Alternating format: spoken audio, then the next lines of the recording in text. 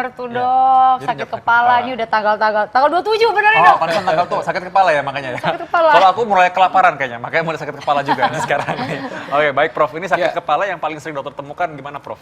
Ya, jadi secara umum sakit kepala itu adalah suatu tanda. Sebenarnya tanda ada sesuatu yang nggak beres dalam tubuh kita, gitu ya. Oke, saya sebagai seorang dokter penyakit dalam, biasanya itu berhubungan dengan pasien dengan hipertensi. Ya, pasien-pasien hipertensi itu bisa datang dengan sakit kepala. Tapi justru sebenarnya bagus buat mereka. Artinya begini, orang-orang yang hipertensi itu kalau dia sakit kepala, wah berarti tensinya tinggi. Itu alarm buat dia. Tapi justru malah yang bahaya kalau dia udah tinggi tapi tidak sakit kepala gitu loh. Nah, kemudian juga infeksi. Ya, pasien-pasien ini lagi musim nih sekarang ini pancaroba nih. Ya, Flu, batuk, pilek, meriang. Nah, itu biasanya juga disertai sakit kepala. Ya kan, apalagi kalau memang demam tinggi seperti demam berdarah itu juga bisa sakit kepala. Jadi banyak hal bisa terjadi sebagai penyebab dari sakit kepala tersebut. Karena sekali lagi tadi sakit kepala itu adalah menunjukkan ada sesuatu yang nggak beres di tubuh kita gitu loh. Bisa itu lokal atau karena memang faktor dari tempat lain gitu. Jadi memang justru bagus ya orang punya alarm hipertensi tadi itu ya, Iya, malah mendorong dia pergi berobat. Iya, Nah, untuk ini hipertensi itu bisa pas banget nih karena ada yang memang mitos atau fakta nih ya. Diulang lagi nih, tekanan darah tinggi ini menyebabkan sakit kepala. Ini fakta atau mitos? Ya, Nah, ini fakta. Jadi salah satu gejala utama orang hipertensi pas tekanan darahnya naik itu sakit kepala biasanya. Itu ciri-ciri awal ya dok ya? Ya, ciri-ciri sakit kepala, ya kemudian juga lemes. Apalagi kalau udah lemes sebelah, hati-hati udah stroke nih dia tuh gitu ya. Jadi macam-macam sih memang ada yang bilang kaku lehernya itu juga bisa. Tapi tidak khas. Tapi memang sakit kepala bisa bagian dari orang itu mengalami karena tekanan darahnya naik hipertensi. Cuman kembali lagi itu malah bagus. Saya bilang ibu malah bagus nih kalau kita periksa tahu-tahu tensinya oke lah, let's say misalnya 180, wah dok saya nggak terasa apa-apa, nah itu yang bahaya. Nah justru dia mesti minum obat teratur. Kenapa? Karena tubuhnya nggak ada tanda alarm bahwa dia itu ternyata memang tensinya sudah tinggi gitu. Oke, dok nanti kita bakalan berbicara lebih lagi tentang sakit kepala, tapi kita akan kembali lagi setelah yang satu ini. Itu dia tuh fakta tentang kepala manusia, ya kan dok ya? Ini ada beberapa indera yang ternyata banyak sekali di dalam kepala kita ya dok ya? Iya pasti, salah satunya adalah tadi indera penglihatan ya. Makanya kadang-kadang bisa bikin sakit kepala juga. Nah tapi ada yang lain juga nih, infeksi pada telinga, indera pendengaran, kadang-kadang bisa menyebabkan sakit kepala. Ini fakta atau mitos? Gimana Prof? Ya, jadi itu termasuk fakta. Jadi pada pasien-pasien yang mengalami infeksi di telinga, misalnya ada peradangan, itu selain misalnya dia merasa nyeri, kadang-kadang sampai timbul sakit kepala. Ya. Jadi umumnya memang organ-organ di sekitar muka ini itu bergejala itu seperti itu. Jadi misalnya orang ada masalah dengan mata, sakit kepala, dengan giginya juga sakit kepala ya. Jadi banyak hal lah. Jadi bisa di lokal ataupun dari tempat lain. Tadi saya bilang karena dia karena infeksi, demam misalnya karena karena virus misalnya atau karena demam tifoid misalnya, itu juga pasiennya datang juga bisa dengan sakit kepala gitu. Oh, jadi fakta ini. Fakta, ya, jadi ini fakta bahwa pasien sakit kepala kemudian memang kita mesti cari.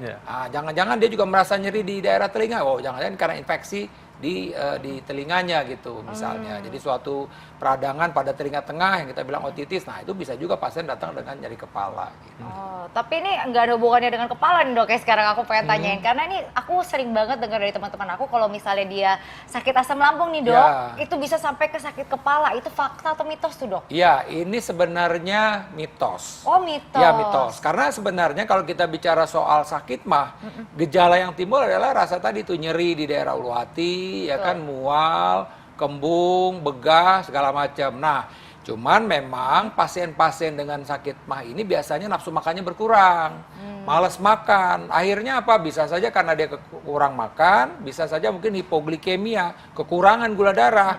Nah, pada kondisi gitu ya timbulnya sakit kepala gitu loh.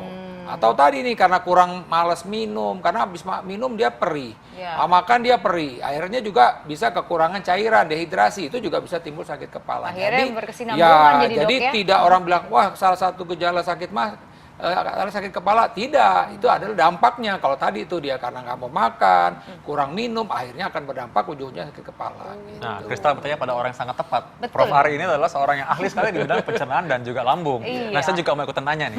Jadi dari titipan pertanyaan pasien saya nih, Iya. Prof, mengenai pasien-pasien yang penyakit jantung ini suka bilang mereka, waduh, kenapa saya sakit kepala juga? Nah, apakah ada hubungan, dokter, antara sakit kepala dengan sakit jantung? Nah, silakan Prof, fakta atau mitos? Ya, saya bilang ini mitos. Ya, tentu kalau kita bicara soal sakit jantung ya tentu ini ya bidangnya dokter Vito nih ya kan, sesak napas ya kan, kemudian juga jantung berdebar-debar, kaki bengkak segala macam. Nah, sekali lagi kadang-kadang kan pasien-pasien yang sakit jantung misalnya atau sakit-sakit kronis itu kan mereka kan stres ya, biasanya depresi, sedih segala macam, akhirnya nggak bisa tidur. Nah, ujung-ujungnya bisa juga akhirnya sakit kepala gitu loh. Cuman kan kadang-kadang ya namanya pasien awam ya, dia tahu nih pasiennya sakit jantung. Pada saat dia datang dibesuk, waduh dok, waduh mas saya juga sakit kepala. Nah, dianggaplah bahwa sakit kepala itu adalah salah satu simptom berarti atau gejala dari sakit jantung. Padahal itu karena dampak dari yang saya bilang tadi. Mungkin karena dampak dia bisa mikirin kan kalau orang sakit jantung ya mau tidur telentang juga nggak bisa, akhirnya tidurnya terganggu. Orang dengan kurang tidur sakit kepala juga gitu loh. Iya Jadi ini sih, memang benar-benar. ketika ada orang sakit kepala kita mesti lihat apa sih sebenarnya penyebab sakit kepala orang tersebut. Gitu, atau Nah, pasien ini kalau tersebut. misalnya ngomong sama perempuan nih dok ya, ini kan kita kan sering banget dikuncir nih dok, ya kan, dikuncir ponytail gitu. Nah, ini bisa menyebabkan sakit kepala. Fakta atau mitos nih dok?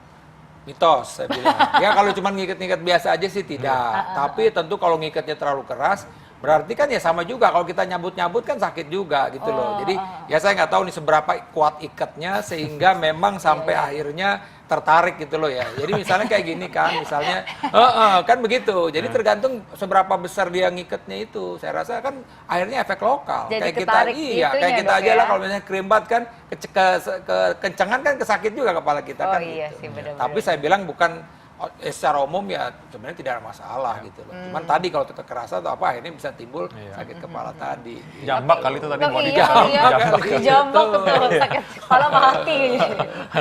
Ini ada lagi nih, karena orang kalau mengeluh sakit kepala terus-menerus kan dia gelisah, jadi suka nanya nih, kalau misalkan orang sakit kepala terus-menerus, apalah ini merupakan suatu gejala penyakit yang lebih serius? Ini fakta atau mitos? Ya, ini fakta. Jadi mesti saya bilang, apapun ketika penyakit itu berlangsung terus-menerus, apalagi progresif, misalnya ini harus diseriusin. Misalnya ada orang pasien sakit kepala, dia bilang kalau oke tadi berhubungannya dengan sakit mah tadi, dia aja sakit kepala kalau memang mahnya kambuh, akhirnya nggak bisa makan, nafsu makannya kurang, minum itu masih bisa kita cerita. Tapi dia sepanjang waktu sakit kepala terus.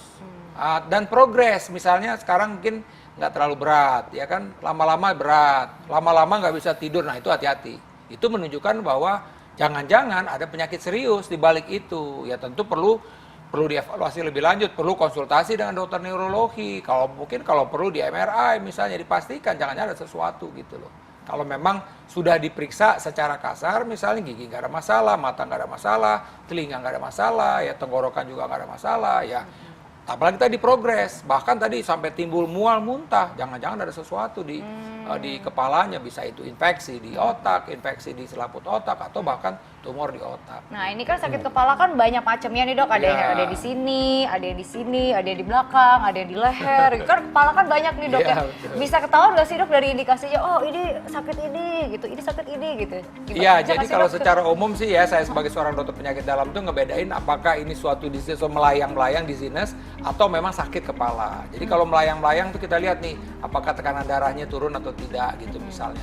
Ataukah memang dia kekurangan gula gitu ya, misalnya dia kurang makan atau kurang minum. Nah itu biasanya lebih ke goyang gitu diisi ya. Nah kalau memang dia sakit kepala tadi ini, kalau dia lokal mungkin di sekitar hidung, jangan-jangan ada infeksi di daerah sekitar hidungnya. Kalau memang ini sakit kepala di sini, jangan-jangan memang di telinganya, misalnya seperti itu. Tadi kalau memang dia sakit kepalanya di daerah tengkuk, jangan-jangan memang tension headache, jadi adanya mungkin kekakuan di otot leher. Nah kadang-kadang kan mungkin beban berat, ngangkat-ngangkat ya, bawa tas sebelah, itu juga bisa menyebabkan kaku di leher, itu bisa timbulnya juga sakit kepala. Oh, gitu. Jadi memang paling tidak bisa lah dokter mengarahin nih, kalau dia nyebutin sakit kepala, tanya lagi bagaimana bentuk sakit kepalanya Bu, sakit cekot-cekot misalnya, atau memang seperti melayang misalnya. Nah, kemudian dokter juga akan tanya, apakah ada faktor-faktor lain yang memang menyebabkan sakit kepala tadi? Ada demam misalnya, tadi ada batuk, pilek gitu loh. Nah, kalau misalnya sakit kepala kayak gitu tuh dok, itu mempan nggak sih kalau boleh atau enggak kita minum kayak obat sakit kepala yang dijual-jual di minimarket? Gitu. Boleh nggak sih dok Ya, sebenarnya? prinsipnya obat-obat itu sifatnya hanya sementara. Maksudnya apa? Oke, kita minum 3 hari deh gitu. 3 hari nggak ada perubahan, segera ke dokter. Atau walaupun sudah minum obat, progres dia tambah parah, ya segera gitu loh. Jadi obat-obat warung itu hanya sifatnya sementara aja, menghilangin gejala. Tapi kalau dia tetap sakit atau misalnya ada keluhan, sebaiknya ke dokter gitu. Oh Oke. ya, baik. Terima kasih Prof. Sama-sama. Menjelas banget ya, makanya Jelas sekali. tidak bisa digantikan. Kalau memang rasa begitu jangan anggap remeh. Dokter akan mengarahkan nih bagaimana sakitnya dan pemeriksaan lebih lanjut apa yang harus diperlukan. Terima kasih Prof. Ari. Sekali. sekali Terima lagi. kasih dokter. Yes, Dan good. pastinya Mirsa di rumah jangan sepelekan penyakit sekecil apapun. Dan juga jangan lupa untuk menjaga kesehatan Anda dengan cara menonton Ayah Hidup Sehat setiap hari Senin sampai Jumat jam 1 siang hanya di TV Dan One. juga jangan lupa baca resumnya di hifa.co.id dan juga Anda bisa download TV One Connect. Saya Dr. Vita Damai, Saya Kristal Lasyani. Indonesia, Ayo hidup sehat.